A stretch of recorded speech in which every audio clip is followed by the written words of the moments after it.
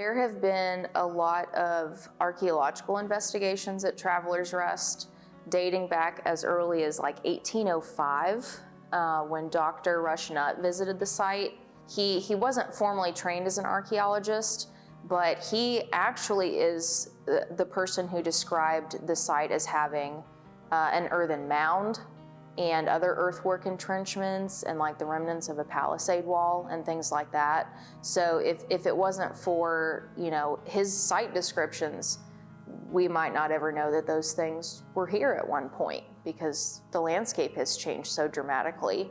The Peabody Museum at Harvard University also visited in the later 1800s, like the 1870s.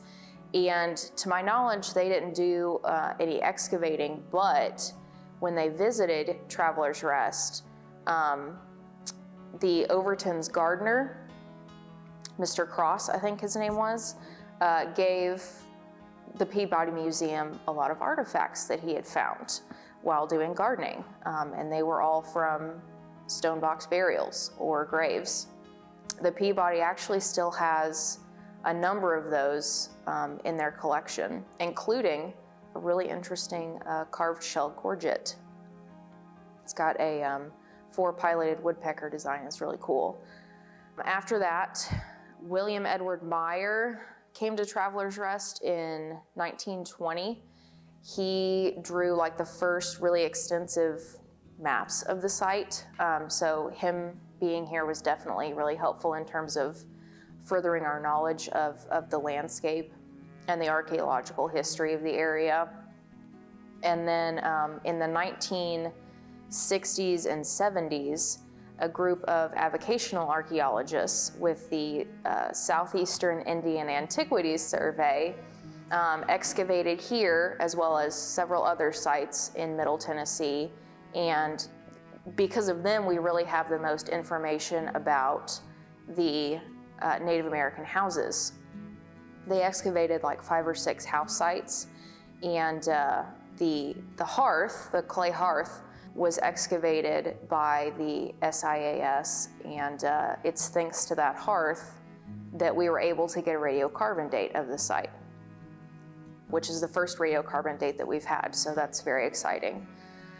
In 1980, Jane Henshaw excavated here, kind of in the area between the weaving house and the smokehouse, and uncovered, again, more graves. They're, pretty much everywhere. When you think potentially, Native Americans could have been living here for 100 to 200 years, they're gonna have a lot of, burials. In 1988, the Peabody Museum came back, different people, obviously, and they were looking for evidence of the pre-1885 kitchen and in the cellar underneath the 1821 and 1885 sections of the house. So they were focused primarily on learning more about the historic features, but they also uncovered quite a lot of Native American artifacts as well, mostly just broken ceramics, stone tools, things like that. In 1996, which is really the last major excavation that happened here, Duval and Associates came out, and in the area where our education and event barn currently stands, there used to be a carriage house, but it was falling down. It just really wasn't safe to be in anymore, so it was demolished and sitting almost right on top of the ground surface after that structure was torn down. There were some completely undisturbed stone box burials, which happens extremely rarely. And it's probably thanks to the carriage house being there that they had been protected, because earlier in this country, grave looting was a problem, especially when it came to Native American artifacts. And then it was during the 1995-1996 excavation that this really, really incredible example of a prehistoric ceramic effigy vessel was uncovered.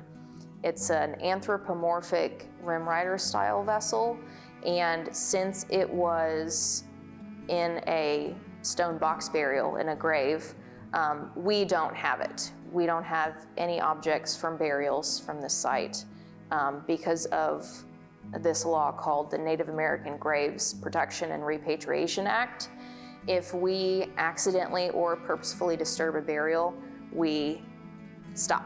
We call the Tennessee Department of Archaeology, the state, and they come out here and tell us what to do. So it's because of the numerous burials that are likely still covered on the property that are undisturbed that we try our best to not do any groundbreaking activities.